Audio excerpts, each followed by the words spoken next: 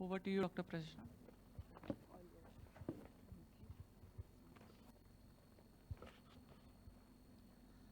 Yeah.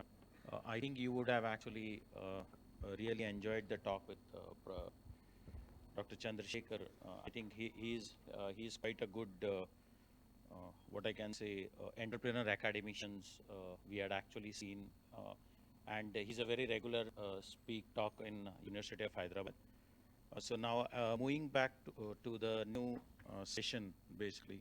So in continuation to the earlier talk, the next topic for the session would be opportunities for startup in life sciences, pharma and chemistry. Uh, and I would like to invite Professor Subramani from Richcore Life Sciences on the dais. So just to introduce him, basically, so he's a founder and board member of Laurus Bio. So this is the entity which was actually taken over by Laurus in the year 2020, basically, which is formerly known as Richcore Life Sciences.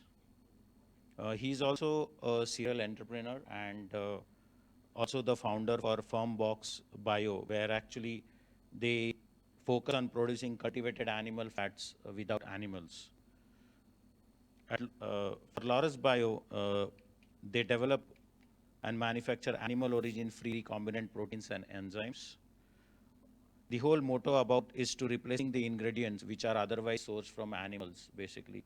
And I think it is very huge contribution for the today's environment. And I think Dr. Subramaniam was very early in the game to actually read that and really create Richcore Life Sciences. And for scaling it up and bringing that technology to the mass, I think Laurus Bio has quite played a very critical role around. So currently, Laurus Bio is also providing CDMO services to the biopharma and novel food industries. Apart from being apart from being actually an entrepreneur, he has also set up a venture called as Vivo Nova Ventures LLP, where he really invests into something I think he believes at his core is more of a sustainable technology space. So may I take this opportunity to welcome Dr. Subramani Ramchandran on this.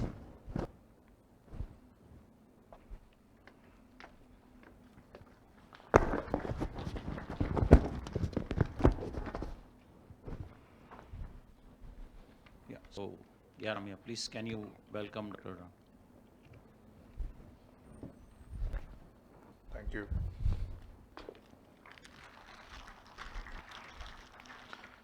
So I think, sir, I would like to hand over the dais to you for your presentation. Thank you.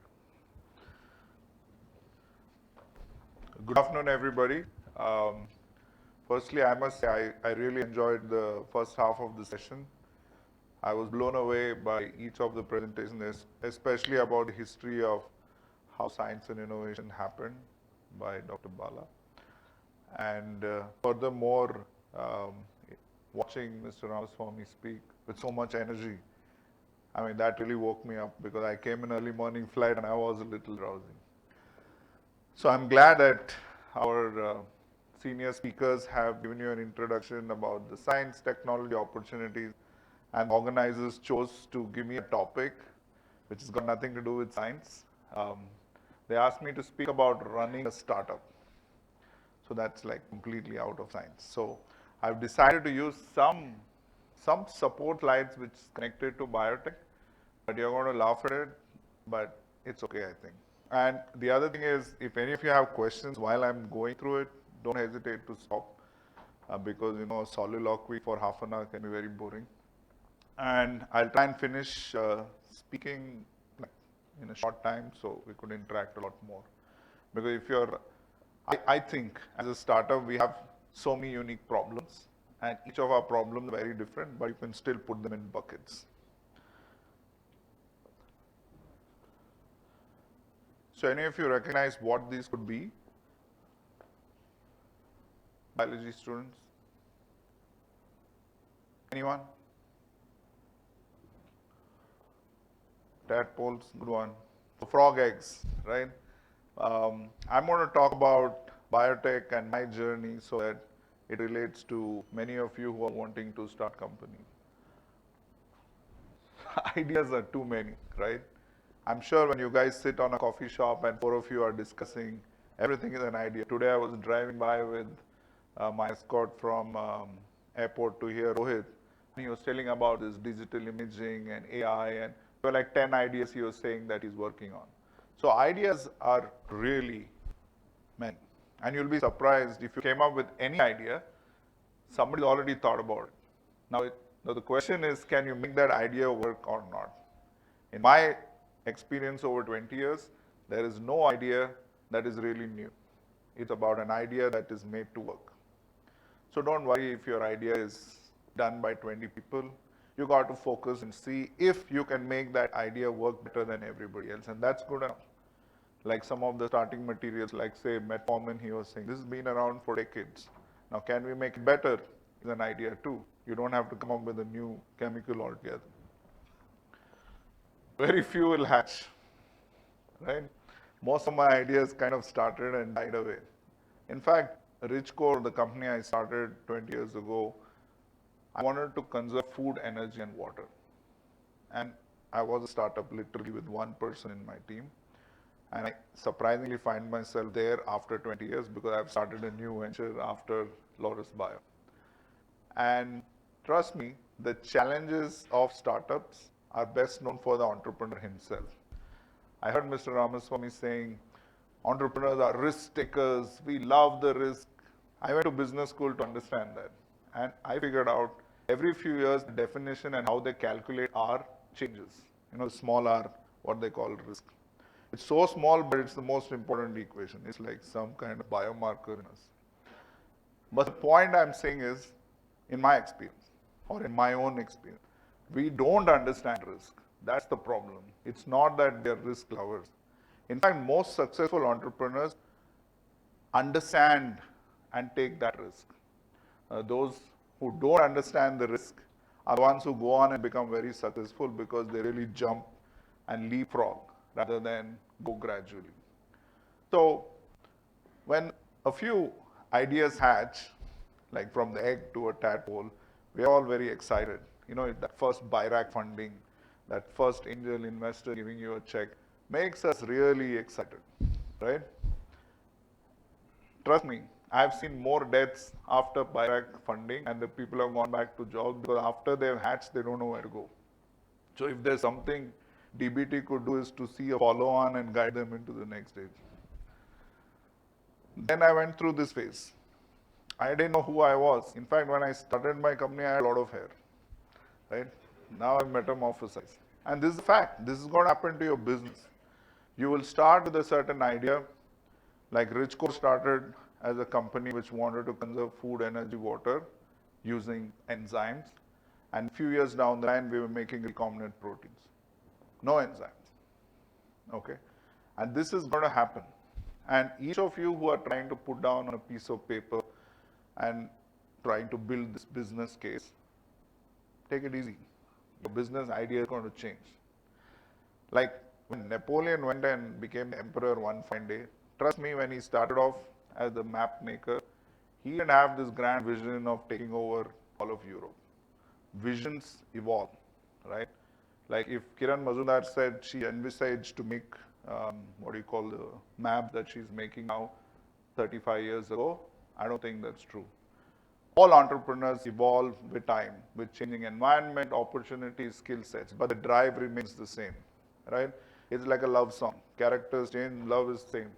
So if you can have your passion going and be flexible to not fall in love so much with the idea that you know it's surely going to die, you want to dive with it. That's not going to happen. And what will happen is your idea will evolve and metamorphosize and you'll ask these questions one too many times. Like, this is the next question I asked myself because when we were in enzymes, we were talking about low cost, large scale, stuff like that. Recombinant proteins were low volume, high value. So, you know, the entire business case was opposite. Enzymes we sold to industries like textiles, paper mills, food industries.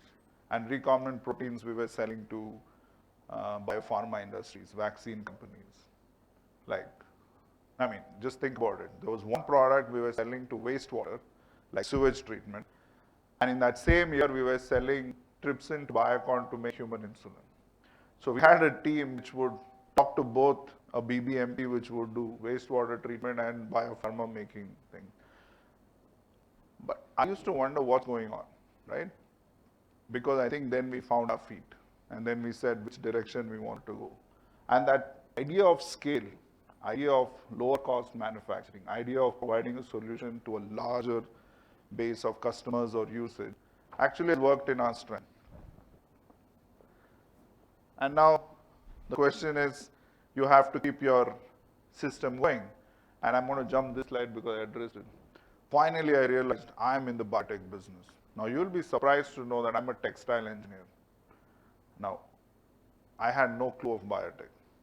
When I joined Biocon for a year, my job was to wash denims. So I would take cellulase enzymes and wash denims in laundries. And today we are making recombinant proteins, we are making milk without cows, egg whites without chicken, we're making animal-free recombinant proteins for reagents. We're very happy to be part of this Atmanirbhar program to make those 2 enzymes needed for RT-PCR tests. We were able to do that in coordination with a couple of research institutes. So things change very fast. And for those of you who are here, and many of you may be scientists, PhDs, maybe even non-science guys, I think it's about applying yourself more than going so deep into your science that you don't know what's happening around you. So I would say that what your core education is really doesn't matter. I think if you can circle yourself among people who can add complementary strengths, you should be able to build any product or service. One of the things that I have learned in my life while running my startup is like over abused now, is to leverage everything. Father, mother, uncle, father-in-law, sister-in-law, friend, brother. Like I was trying to rope in KK Narayan this morning. I'm like, sir, I need you to be my advisor. So never hesitate to leverage anything and everything around you. Mind you, don't borrow money from father-in-law. Okay? Everything else is okay. What I'm saying is, you are in an institute, right? And you heard great speakers here, each of them telling how the whole country has evolved, how DP has evolved, how your university is. This whole congregation here, I heard one of the MCs saying, like, when you go out for tea or coffee, talk about biotech, right? And not some movies or things. The reason being, these are opportunities to build relationships, to network, and one day leverage.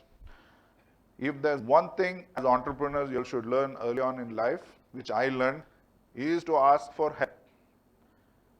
Just leave your ego out in the dustbin, and whenever you're in trouble, because you will be in trouble most often than not, be willing to go and ask for help. The day you are able to understand what you don't know, being a textile engineer, I didn't know anything, which means I always asked dumb questions, and I was always able to learn from my colleagues. Apart from that, whether it's a finance-related matter, I mean, just think of it. You're a core biotechnologist, you want to become an entrepreneur. What are the skills you don't have? That's where you need help. Strategy, finance, scaling, team building, infrastructure, regulations, environment regulations, basic laws of finance and compliance, legal documents. Now, just imagine what you know is just a small rice grain. What you don't know to be an entrepreneur or a successful businessman is a lot more. The other thing is you need to learn how to build relationships, right? You can't be that cocky young guy who will say, it's okay, I'll manage. It doesn't work that way. It happens in movies. One hero will lash up 200 people, but it won't happen in your business.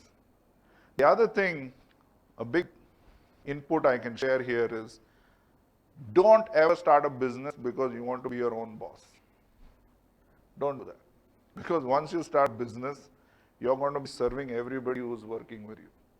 Whether it's in the bathroom with tissue papers or it is opening the door of your offices in the early days, you're going to do that. And as your company grows bigger and bigger, you ask any of the successful entrepreneurs and they tell you, I take joy in being able to create opportunities for my team. I get happiness to see how they have progressed in their life. So where's the you? If you ask me, why did you start a business? in 2000, whatever one, I wanted to make more money. And it just vanished in 2 years. Because after I'm only worried, will I pay my next salary or no? For whom? Not myself, for my team. So please don't get into business because you want to make money. Talk about creating a sector. Talk about creating an environment where you'll enjoy working. So I tell myself, I want to create a new environment every day where I go to work so I'm enjoying and I'm not tired and bored. That keeps me going every day. So if you can make your workplace fun and have a team which can share with you, you'll be more successful surviving it. This worked for me. Biotech takes a long time, right? It's not like a typical IT company where you make a solution, you raise money, then you burn a hole in the world with 100 crores revenue and 1,000 crores of losses every year. In biotech, it's asset heavy, right? Literally, most biotech companies are 1:1 revenue and assets. Now, if you're going to be in biotech, you're going to get tested not just because of your science, but for your ability to be in the business, right? You just imagine you got to go and teach a bug to produce a special monoclonal antibody, and then you got to make it produce a lot. Then you got to go and get approvals, and then you got to find a way to finance all this till you get revenues. It may take 7 to 8 years. Now, it's so easy to give up. So starting your business for the right reasons will kind of help you stay in business. Else, the first sign of any hurdle, in biotech especially, you're going to walk away. So think before you jump into a biotech entrepreneurship. And then learn to say this. Because whether you want to hire people, you want to raise funds, you want to get customers, I mean, you're one tiny guy going to, say, Dr. Reddy's with your great idea. You want those guys to believe you, right? You got to come up with the right positioning. What do they know of you? They just see you, and many times they will make a decision, right? Based on how you're going to present, how you're going to show your intelligence, how you show up matters. I'm a scientist, yes, but how are you going to present your idea and case and cover your angles are very important. And I also use this to my investors a lot. Like, I would be like dropping bricks at the back, but I have to look at my investors and say, yes, tomorrow is going to be better and I'm going to win it. You've got to say this with your team. Because as an entrepreneur, you're going to go into an office where everyone knows something is not going right, or last night experiments failed, or it got contaminated in your fermenters. But you got to show up there with a lot of positivity and energy that tomorrow will be better. All right? So as entrepreneurs, understand this one thing. The energy comes from inside most of the time. But at certain times, if you've done that enough, the energy from your team will come back to you.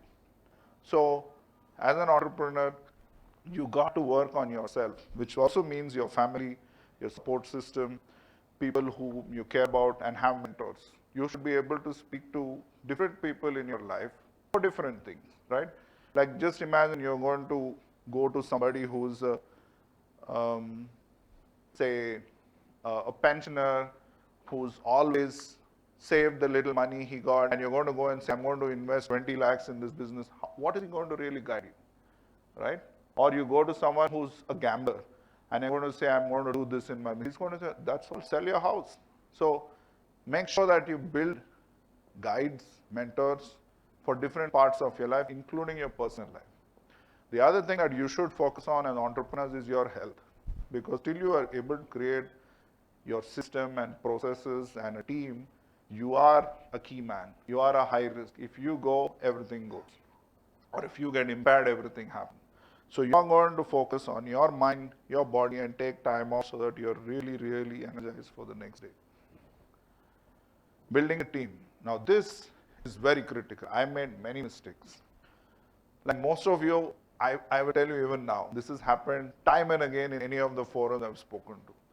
4 classmates, all 4 molecular biologists, all of them start a company and they divide the equity 25, 25, 25, 25. I mean, think about it. 4 molecular biologists, all of them join the same company, all of them split the equity like divided by 4 because nobody wants to have the hard conversation. Hey, look, you wanted to do a PhD after this, or you don't want to do this product, but it's my idea. So get that hard conversation up front. No, team should be about complementary strengths. It cannot be a copy of you. Because if the two of you doing the same thing but you need different skills, you're already blocking out the possibility of getting a new co-founder. So try and build teams which are complementary. Try and build teams who understand your shared goals, not because you shared a boarding room with them or you like to play cricket with them or they are your relatives. You know what I'm saying? This is the most common mistake that we do. Just go and start a company with people you like. Two, when you're doing equity, try and invest it because you never know who's going to leave after a while. I've had friends, they get married and then they leave the company. Why? Because his wife doesn't like my wife. No, this is a fact because things change. So be very, very strategic. Equity is expensive. Debt is cheaper. Our thinking is, you know what, somebody is giving me equity, let me take it and dilute 10, 20%. That's what most angels do. They would love to dilute you and take a good position, especially when they know you're good.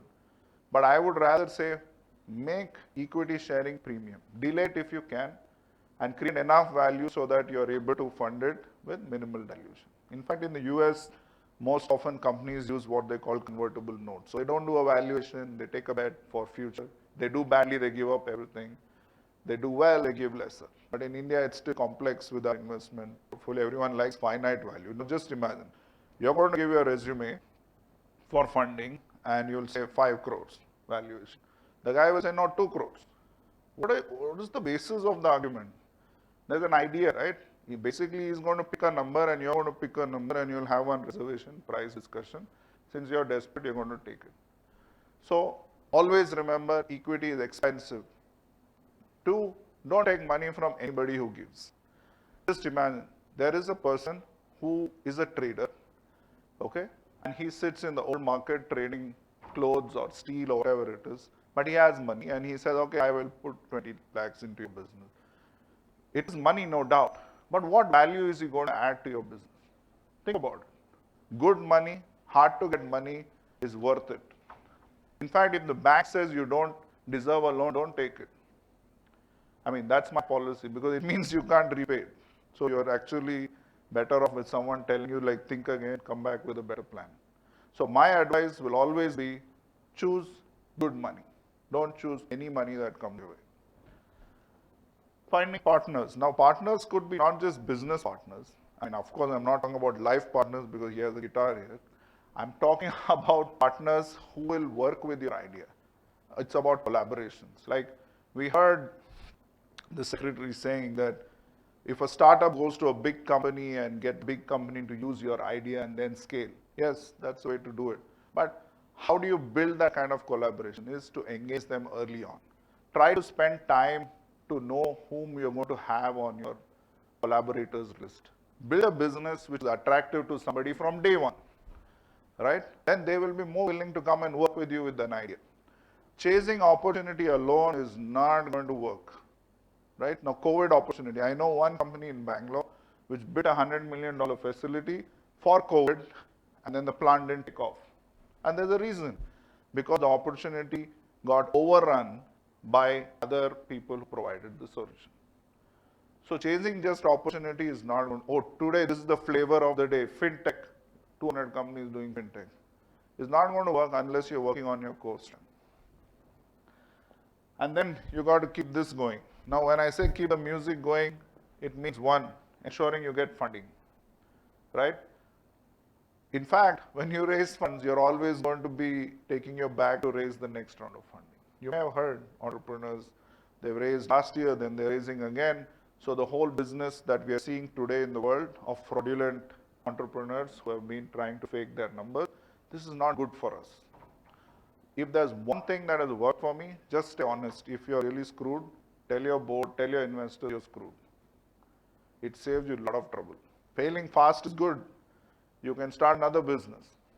But to cook numbers, to be unethical in our work, whether it's not just technical and unethical in technical work, I'm thinking more in compliance and governance. It's very easy as entrepreneurs to say, I'm doing all this, created so value, let me spin something off. But that is never going to work and it's not sustainable and your team will see it. And then you don't have an organization you can bank on. Then see say cheese again because you need next round of funding. So what happened in our case was we raised one round of funding, got diluted badly because I didn't know what values were right, but it was a private venture firm in 2009. At that time, there was no venture activity. Like right now, I see them in every street. And then the banks would look at biotech industry like a cement factory. They want CMA data. They wouldn't understand mass balance. In fact, I got accused that I'm doing some hawala. 5-ton material in a fermenter, I have 50 grams of final product. They're like, kya kar rahe ho? And then you're exporting to US and getting 50 lakhs or whatever per gram. And they're like, oh, this is definitely something. But the government and the regulator have moved a lot since that time to now. People understand what biotech is, what the industry is, right? But at the same time, the valuations of young startups in biotech hasn't been as attractive as it is in other areas because we are mostly a business which is creating deep science, which will need a lot of regulatory approvals. So always figure out how your next check is going to come if you are a pre-revenue company. What we did at Richcore is we always made sure we had some revenue stream using our skills while we were developing our core tech. And then you need more fuel for the road. After a point, you're going to have like 100 or 500 people, and you're going to need like X crores every month to manage this going. So what happened in Richcore is, we did well, we scaled, we grew. To be honest, I lost money after I raised money. You would say, how is that? Because your scale increases, right? You're suddenly going to have new capacity, you're going to have more people, you're going to have more systems, you're going to go and invest in a SAP, or you're going to have a HR team, a full-fledged finance team. Your costs are going to go up, in fact, after you raise funds. So be conscious of the fact that getting money is not good enough. You got to throttle your gross margins in such a way that you're at least burn within reasonable limits. Last is this big problem. Like I was asking Mr. Narayanan always, like if I have to scale fast, what should I do? I think the advice he gave was really sound. He said, you're hiring really stars and big senior people, do it with gaps, right? Because you need time to work with the guy. You need to know him because he's coming with his preconceived notions or his experiences from different workplaces or different country or culture. You got him to come into your system, so you got to know how to work with them. Because as your team grows, it's not a feudal system, right? Today, like people are not, they're not waiting for you to give a job. In fact, you are waiting to give a job. You want to attract people to join to you. It's no more a person who's looking for a job who's desperate. It's those who are hiring who are desperate, right? Because we want good people. And when you build really high quality people, like there'll be times you'll be hiring people who are your seniors, maybe even your professor in your company. Just imagine managing them. And in science fraternity, what I have experienced as a non-science guy, a lot of egos. I'm sorry to say, it's a fact. I know best. And you got to know how to feed into that ego and get the best out of it, right? So your job after you build a team after a while is not to do your day-to-day function. Your job will be to manage them. Managing how these superstars are going to work with each other. It won't happen by putting a process system, a ERP, a HR program. It will happen because you talk to them, or your senior management is engaged with all levels in your organization. You will no more manage biotech after you've gone to a certain stage. You are going to only manage people, and the people will manage your business. So if you are a deep tech guy, you like to do just something in the lab, just do that. If you want to be an entrepreneur, be ready to leave the lab and manage the people who will do what you had to do. And then the bigger problem I have seen in many of the companies is resting like a frog, right? We get cooked. The temperature keeps going up. We're doing great, gross margins great, markets is changing, product scenario is changing, technologies are changing. Just because we've got one vaccine right and you're going to sit on it, it's not going to work. Look at Bharat Biotech's or Serum's portfolio. There are like n number of products because you got to keep moving.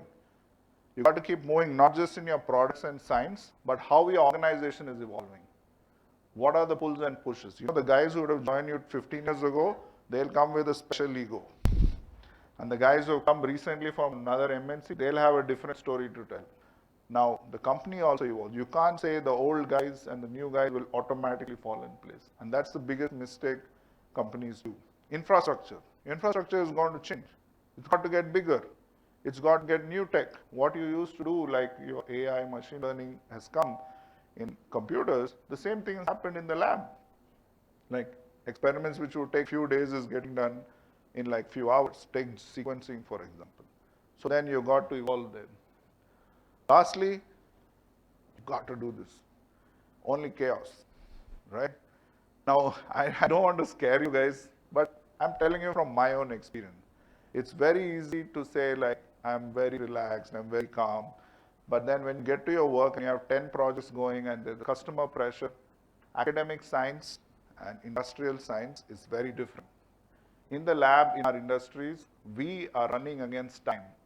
And you know science can't be pushed, but you are against time, right?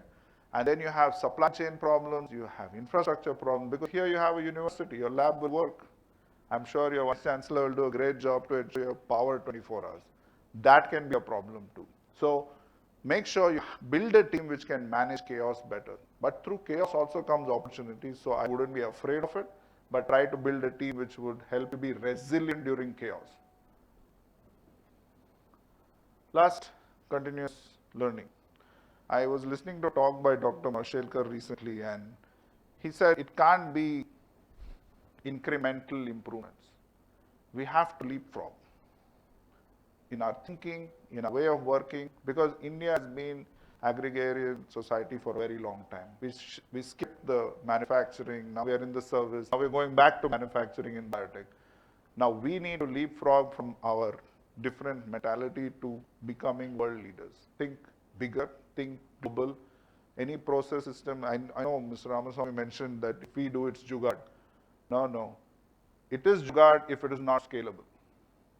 My belief is innovation is something which can be sustainable and scalable. Only then it's real innovation. If I put a wheelbarrow to move cement bags in my farm, that is jugaad. I would rather ask you all, beseech you all, to do innovation which is simple and which is scalable. If it's not scalable, it is jugaad.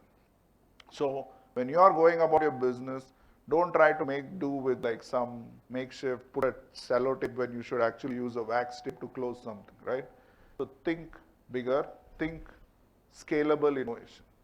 Avoid jugaad. Last is we are all in the business of creating value. So don't ever forget that. Like I told earlier, Napoleon didn't go about to say, I'll be the emperor and change the world and remove monarchy, right? Our visions will change, but all through your career, it's going to be about creating value.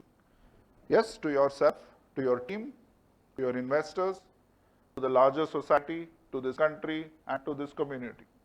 So if your mind is about creating value for others, your life will be simplified. If you're going to focus on creating value for yourself, you are going to dig a very deep hole and you're going to fall into it. Because you'll cut corners, you'll think differently, you will not be ready to give before you get. So I guess that's about it. Thank you very much.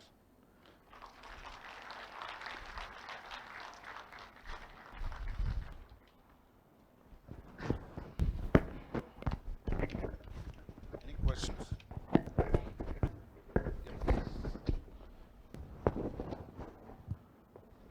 They have a question.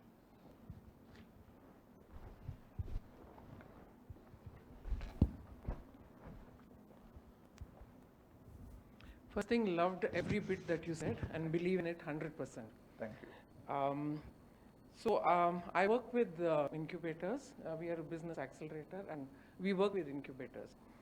So my question to you would be, and I love the way you said that, you know, another thing to share is, yes, in the business of being an entrepreneur, I think we follow the C2C model, which is Chaprasi to CEO. You are everything, right? So my question to you would be, what I've seen is that usually in incubators, especially life science and others, people work on the product and they always believe product development should finish, then we look at the business part of it. And when they realize that sometimes the product has come out and it's not business, it's not viable economically, financially. So this thing should go, the business incubation or the business part should go along with the product development, but that I see never happens. People are too busy making the product, they forget about the business part, and when it comes to the business part, you have to go back and retweak the model and again start on the, how you can make it feasible. So how does that happen and can be brought about in universities and incubators? Yeah, I think that's a very good point. In fact, most incubators have tried to or are trying to address this by bringing business guys or a marketing guy into the team early on. That's one of the first steps to. Actually, any business we do is not going to be very different from what happens in our home, right? If we have to just look around what happens in our homes. Like when my mother cooks a feast, she's not making one vegetable and then the curry and then the rice and then the yogurt. The process has started and many things go in parallel. So I think educating the entrepreneurs that these are the 5 areas that have to go parallelly for success. Like we discussed this already. Just product alone, as you also mentioned, is not going to cut it. You need financing, marketing, strategy, presentations. Like there'll be presentations with just text everywhere, and they'll be reading it. It's a big problem for most people who are going to go fundraise. So I think as incubators, if you all can identify like a structure saying, this is what you're doing, and these are all the things you need to succeed. Like a good meal, you need all flavors for it to be a good meal. So how can you say, I'm just going to make pickle? It's not going to work. And also, seeing the tech and its challenges with reference to the other skill sets you need in your business is very critical. Most of the time, I think as scientists, we do what we like to do and we know how to do. And that's what stops us from doing other things. I think we have to step out of the comfort zone. Thank you. There's one question there. Can someone pass the mic? Hello.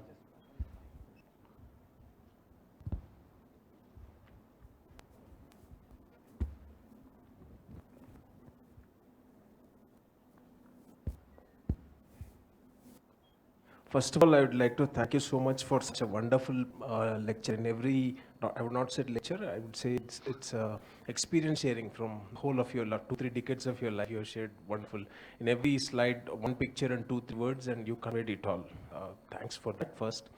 And then my question comes from you, one of your statement that don't take money from anywhere, just take the good money.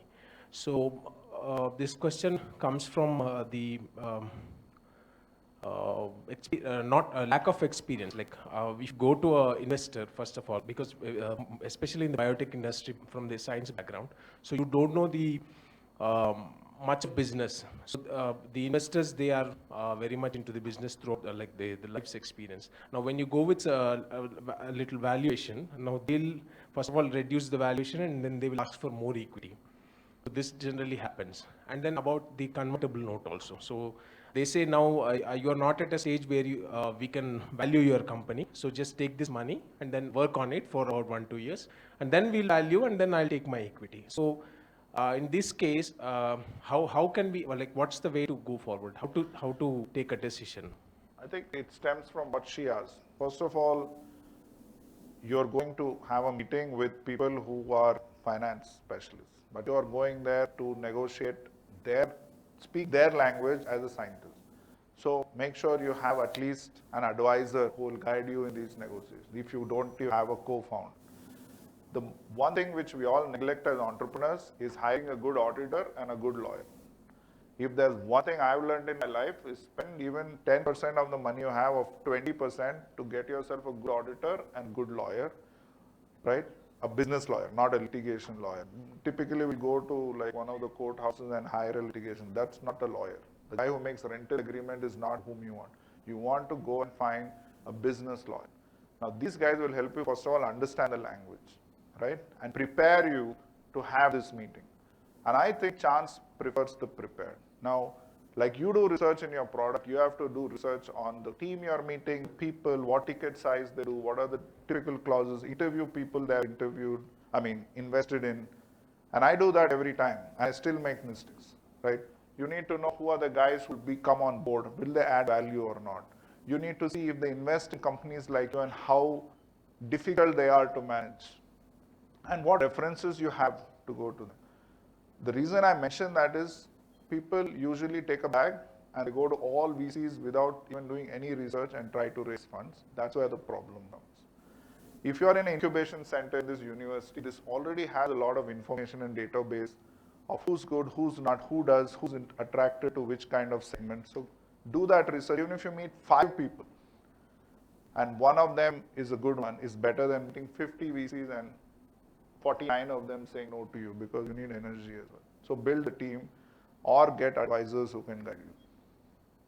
And how to identify a Hello. true investor who is really invested in investing you and taking you to the next level, and a predator who just wants to acquire your company. Investors are not predators. There are few.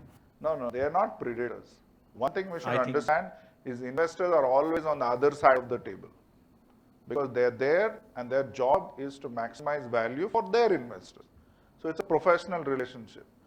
Now, Mahatma Gandhi said, you cannot be a lamb unless you are ready to be one, right? So if they are a predator, you develop some skills to be able to snarl back and build your business. Now, if you're going to say, oh, he's going to eat me, but why are you taking his money? Don't take it.